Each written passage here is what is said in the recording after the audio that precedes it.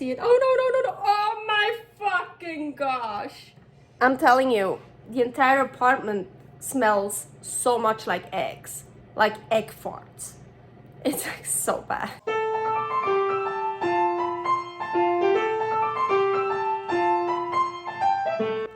Carnivore Girl's Creative Carnivore Kitchen. No plants. No dairy. The next level cooking show. Carnivore recipes with meat, fish, seafood, eggs, gelatin, flavored seltzer, water, and salt. From super easy to complicated. From quickly done to many hours in the kitchen. I always say everybody's body and brain are different, and you gotta figure out what works best for you. The carnivore lifestyle has tremendous benefits, healing effects, and is the best elimination diet. There are many different ways how to do carnivore. I found a way that momentarily works the best for me. In this cooking show, I'll show you it doesn't have to be boring and can be very creative, delicious, and fun. I already created so many carnivore recipes on Instagram at karnivorgirl. And I have this never-ending list on my phone with tons of ideas. My brain is a gift and a curse. Have fun with this episode! Welcome to my creative carnivore kitchen. And yes, you can see the jars are ready. That means it's jarring time again. And I'm super excited. So I wanna do a 10-year experiment. Yes, 10 years. Yes, now I'm filming this. It's December. Here's the wreath that I got from Lisa, the owner from Norman. Norman is a dog I usually walk, so it's super cool. I like it. Something decorative in here. I didn't put it in the frame on purpose. I just saw it on the side. It's like, okay, I need to mention it because I have no idea yet when I will air this. So anyways, my 10-year experiment. I'm tall, so I am so excited for this. So the reason why I got this idea to do a 10-year experiment. So okay, what is it? I want to do, let's see, here, that's all I need. Ground beef, a lot. Eggs, a lot. Salt. I wouldn't even need salt. I like salt. I prefer salt. And yes, this is even canning salt I put in here, but you don't need to use canning salt. You can use any salt you want, as long, here are lots of salts I have, as long as it's pure. No anti-caking agent in it. And you don't need to use salt. But so anyways, now let me explain. So I want to do a 10-year experiment with just ground beef charred and just eggs charred. So meaning every year for 10 years, I'm gonna open up a jar and one of ground beef and check and see how good it tastes still, how good it's still sealed. The same with the egg, just eggs. Just ground beef and salt, just eggs and salt. So for 10 years. With beef, ground beef or just meat in general, how long can you keep charred meat? If you listen to the USDA or whatever, yeah, their fucking name is, and a lot of stuff you can't believe them anyways. I mean, okay, I'm not gonna go into that, but I think they say, I don't even remember, 3 years, 1 to 3 years or something like that. If you Google it, you see everything from 1 to 5 years, mostly like 3 to 5 years. And then I saw something somewhere, you can keep meat up to 10 years. So there, the 10 years came in. And with the eggs, Jarring eggs. No, no, no, no, no. We're not gonna do pickled eggs, or how do you call it? You know, like put the whole egg in. No, no, no, no. I'm gonna open them up without the eggshell, beat them and pour them in. So, ooh, I think everyone is afraid of eggs, so I couldn't find anything. Ooh, the only thing I could find about jarring eggs is like, it's something like that, just some, I don't know, random person answered someone's question about, it's not about that it wouldn't work, it would work well, but you shouldn't do it, you cannot do it, or you shouldn't do it because the USDA says you can't do it, or like it's not good, or I don't know, from fucking bullshit answer. Sorry, I don't really remember, but I jarred eggs before, super cool. Here actually my first episode, jarring eggs, and it's delicious, it's great, but how long can you keep them? Eggs jarred, so 10 years? I don't know. So finally, let's start, and I hope in 10 years I can make another video. Well, I'm probably gonna do a video each year now, like when I try it, but so let's start. Okay, I want to start with the ground beef, and 10-year experiment, we need 10 jars, duh. And I already have 2 jars ready here, so meaning I need 8 more. That's in how they look. Lots of fat.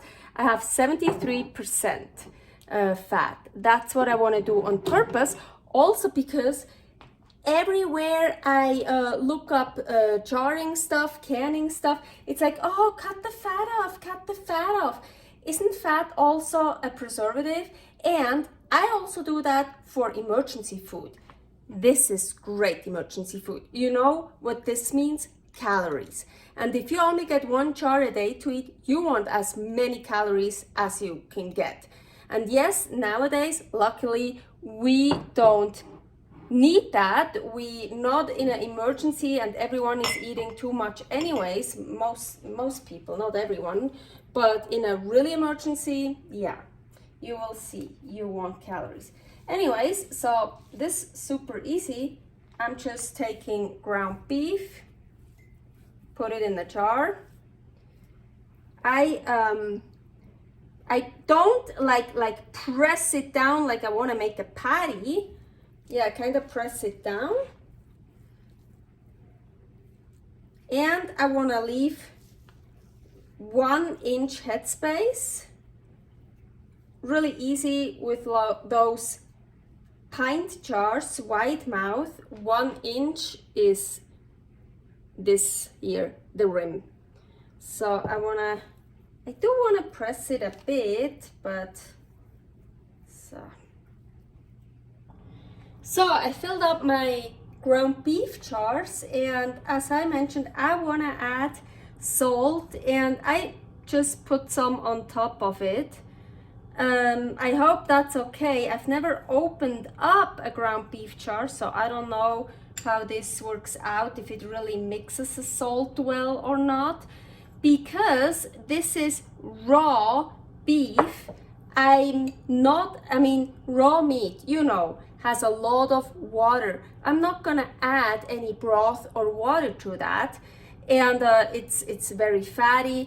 So you see, it should I would prefer to have it all the way up till here, but here I'm sure I also didn't put in that much ground beef. Here I pushed it a little bit down more, so I hope those will get really filled all the way up. So this is what I do with the ground beef, and here you see I already put a lot of eggs in here. I'm sure I'll be needing more, but with the eggs, because I want to blend them anyways, I just add the salt like that. So needless to say, probably before I pack the meat into the jars, I wash my hands very well. You really want to work as clean as possible.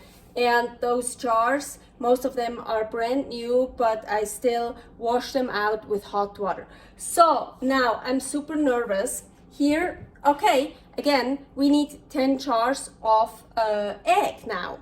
But, and I don't have any already, so I need 10 jars. But I have a 23 quart canner, so I can fit 16 jars in there. So I only have space for 8 more. So I'm gonna do 8 this time and another 2 just another time when I do jarring anyways, and I just add those.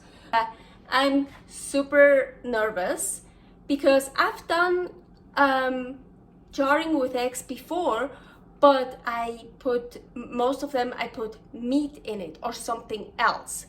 But every time I put only eggs in it like this, they basically exploded. Yeah, here you can actually see what happened last time that I was jarring beef organs, but I wanted to already put 2 jars in with the just eggs and also others with eggs and some beef organs, but very, very little organs. So it was mainly eggs, so they really basically exploded. So of course I'm learning now, finally. I can't fill up till here, like with the beef, because then it will, because the egg, when it bakes, when it cooks, it expands so much, it will push the lid open and it comes out. But now, how much do I have to fill it up? No idea.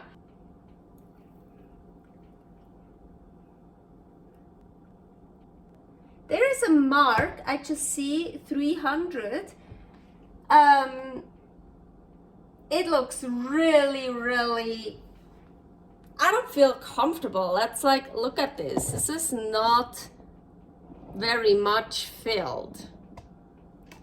But I think, said I kind of want to do experimenting here.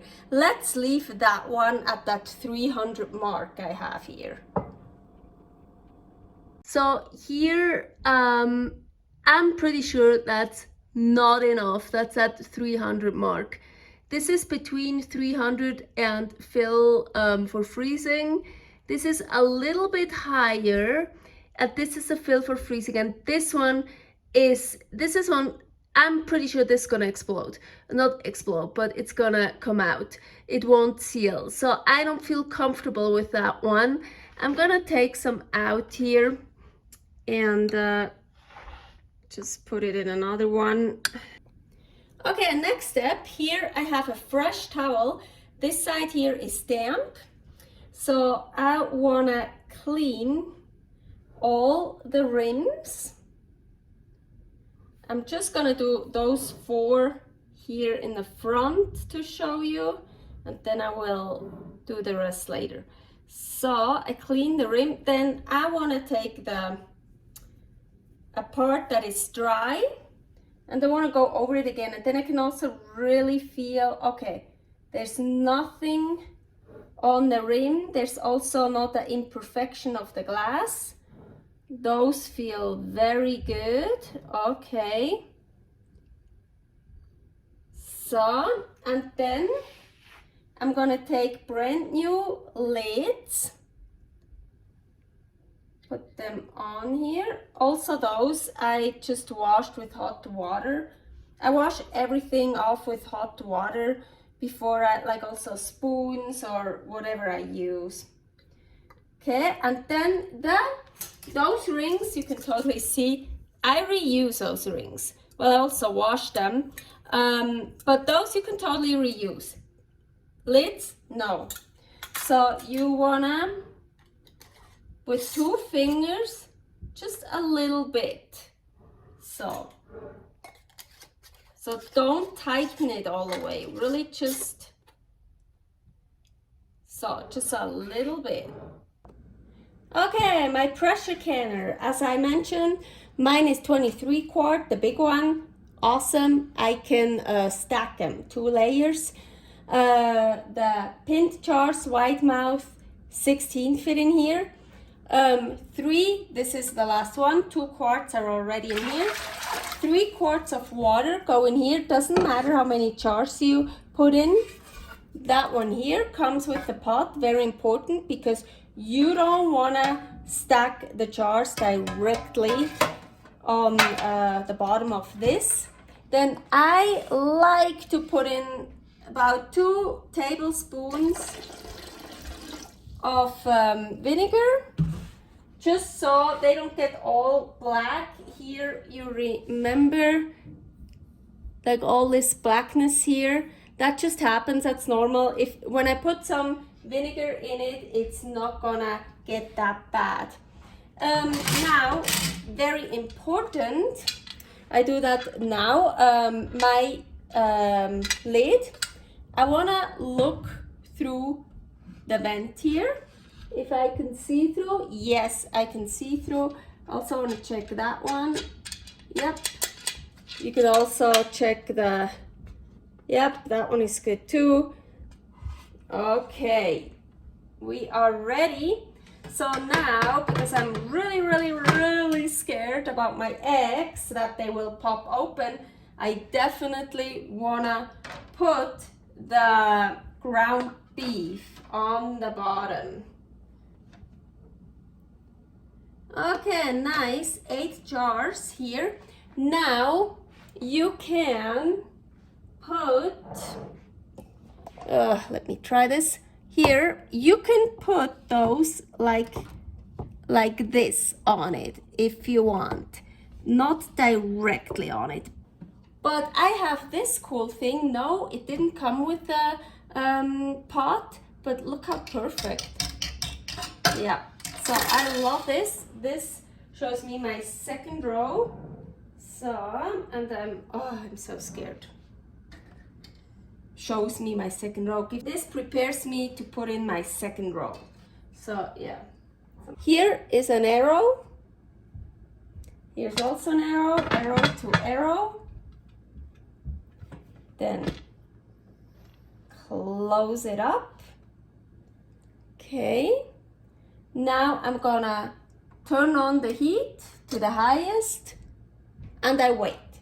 I wait until this vent here, the steam comes out regularly. Then I will start the timer, set it to 10 minutes and we'll wait for 10 minutes. So I have a steady stream here for 10 minutes now, and that one popped open too, as you can see. Now I'm gonna put on the weight. So, and now I'm gonna wait until it hits, for me, 13 pounds. Here I will put a list. It depends what altitude you live and how many pounds you have to get it up to. So I need 13 pounds. As soon as it hits 13, actually at around 10 pounds, I'm gonna turn my turn it a bit lower, much lower. So, and then when it hits 13 pounds, I'm gonna start my timer, 75 minutes. And then I make sure it's always above 13. So preferably like 13 and a half, 14 pounds. But you definitely don't wanna let it go too far down. So I don't want it to get it lower than 13. As soon as it gets lower to 13, I can stop the timer and I can have to wait until it's 13 again and have to start the timer again, 75 minutes.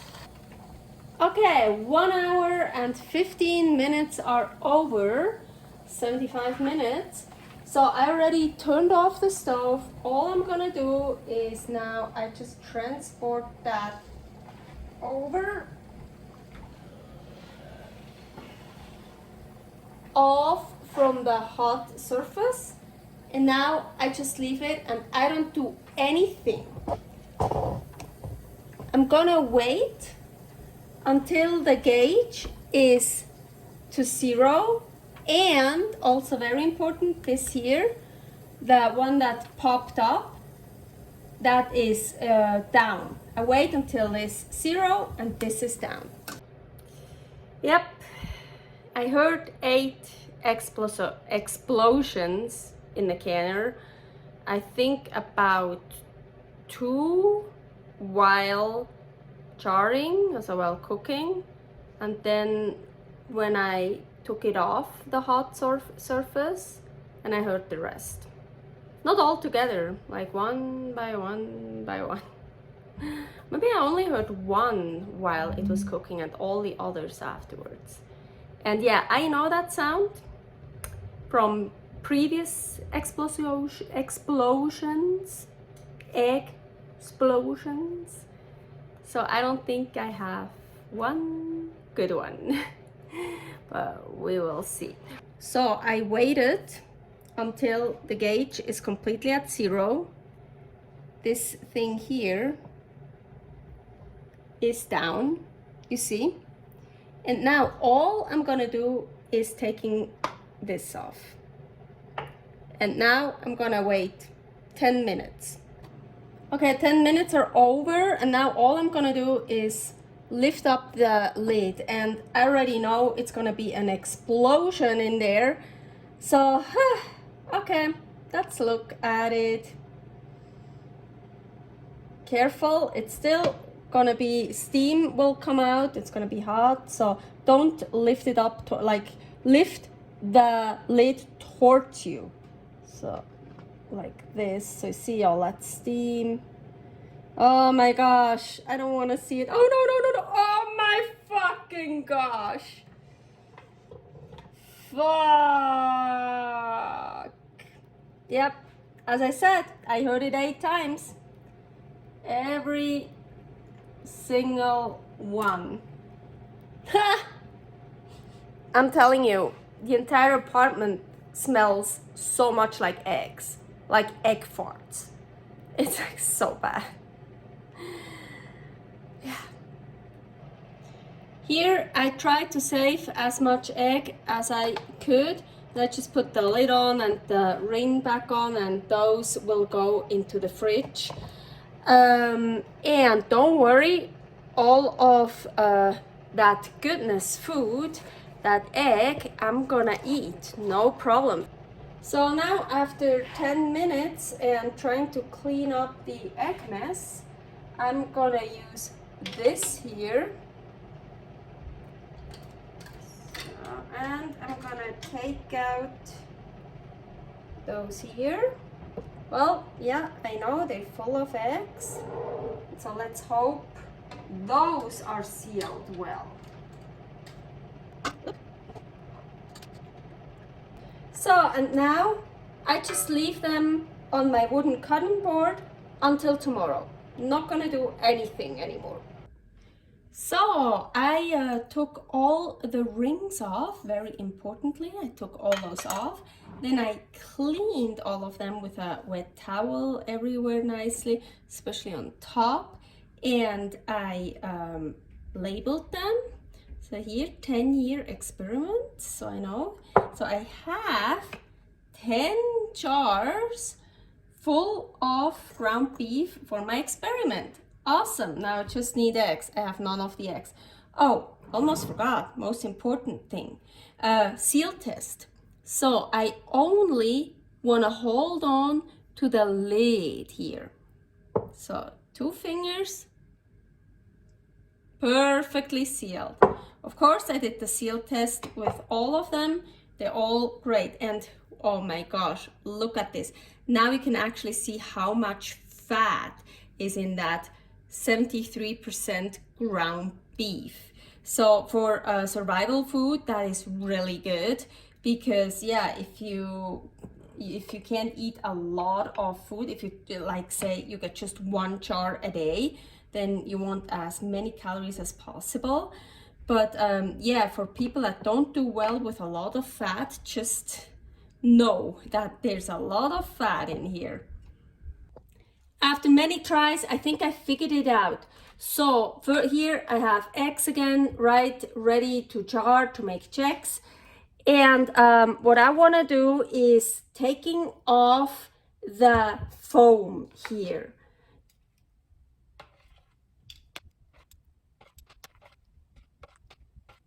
So I got most of the foam off, and now here, so I made many tries with a lot of explosions, and I figured out the 200 mark here.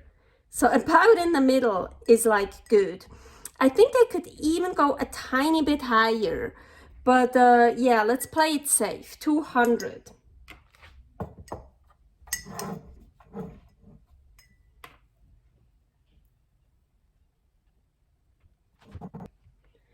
Okay, and usually I check again. There's a little bit of a tiny bit foamy. I'm pretty sure that's okay. Well, we will see. But if you have a lot of foam, you wanna get the foam off. So let's hope it'll work. Well, out of my 8 jars, 8, I count 7. I already ate an entire jar full of Chex because it's so fucking delicious. I got 3. So, and yeah, I know, look, there are these dents, and I moved it around and I let it fall, but still looks good. Okay, I am getting better.